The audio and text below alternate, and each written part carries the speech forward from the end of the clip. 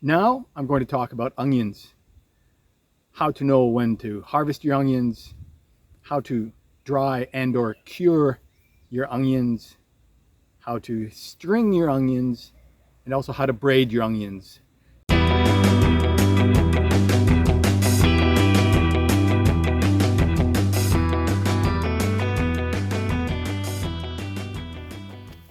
Okay, first telltale sign is the neck is loose. It's flopping over the leaves. Other people say a lot of onions have 13 leaves, but I just go with when the neck is all floppy. This is a little floppy. Wait a little longer, I guess, but just give a quick check here, and that's pretty stiff still. These are all still got some time. Okay, now here are the big red onions. Floppy neck, bigger root system, a little harder to get out. Look at that. We have two here ready to go. So I found a little scrap piece of mesh fencing here and hung it up. That's what I'm going to dry my onions on. Just slide them through and let them sit there for a few weeks until the leaves all dry up and it's good and dry. One of the onions went to seed. Look at this little flower head. So I saved a little bit of that. See if I can't make that work later. Okay, so here we go. We've got all our onions set up here. Let's clean them up a little. Throw out these roots a bit. Okay, so I like to just take off the roots, clean that up. Give that a good brush before I set them to dry, so pretty free of dirt. And I use my little hand brush here to kind of loosen whatever skin's ready to come off. You don't want to take off too much. Just make it nice and neat. It's really important that you dry these out well. Okay, then for the leaves, about a hand width, and I cut those off. And I'll be using, you leave some of that because we'll be needing something to hang from in the very near future here. Note that it's very important not to scratch your onions. Don't put any gouges in them. And very important to make sure they're fully dry. So give them as long as it takes. Haste makes waste. So get yourself some nice cord. I get about maybe about that much. Arms like this, twice. Tie a nice knot there. At the end, nice secure knot. I'm going to use the what the fishermen call the climber's knot and what the climbers call the fisherman's knot. I think that's because nobody really wants to take responsibility for it. It goes like this.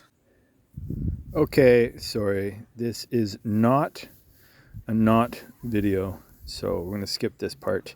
Look it up, find a YouTube video, and learn some good knots.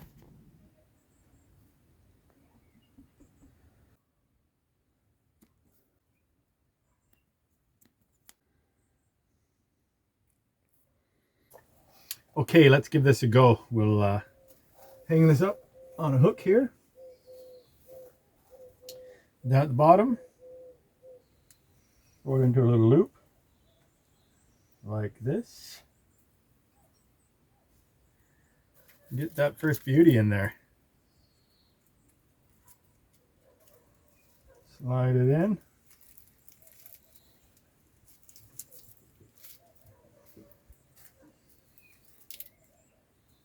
For all you white snake fans out there. And the way you should just hold it like that.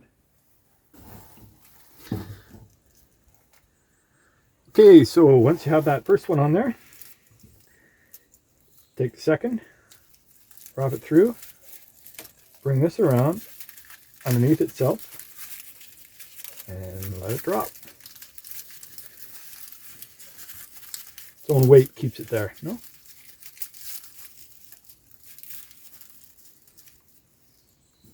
Next, this big daddy. It's actually two. We'll try and get it in there, underneath, under itself, let it drop.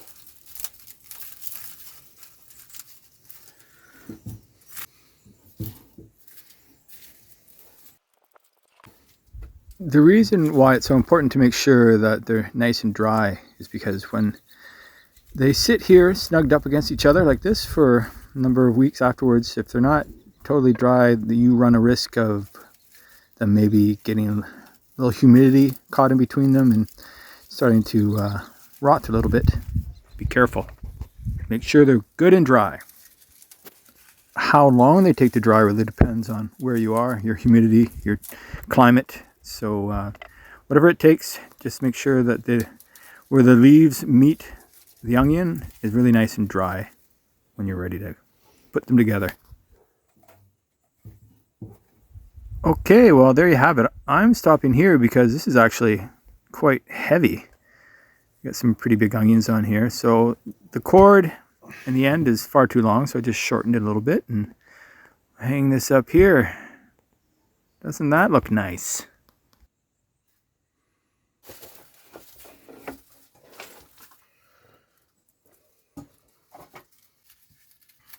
Let's get these onions braided. So I think most of you know how to braid. No, you need 3, and then cross over the one in the middle, the one on the right, cross over in the middle. I guess the important part here is keeping each onion separated, its leaves in its own little group. Cross over, and tie it off with a little string at the end. And I missed a couple strands there. It wasn't the prettiest job, but it's going to do the trick. And then I just try and tighten that off. Put it into a little loop so I could hang it easily. And we're ready to go. Clean this up a little. And there you have it. Okay, takes some time, but that was worth it. I enjoyed that, actually. Lots of fun and great presentation. Very functional. Hola, suegro. Mira, aquí tienes un par de cebollas del huerto. Muy bien, muchas gracias. Nada, un placer. Muy agradecido. Y mira, ¿qué vas a hacer con estas cebollas? Primero, un encebollado que puedo combinarlo con distintas cosas. Como... O bien con carne, o también puedo hacer un ragú que lleva, aparte de la cebolla, lleva pimiento y lleva también tomate. Riquísimo. Sí, y además con vino blanco que le da un sabor especial. Sí, claro, especial, a mí me gusta. Bueno, gracias.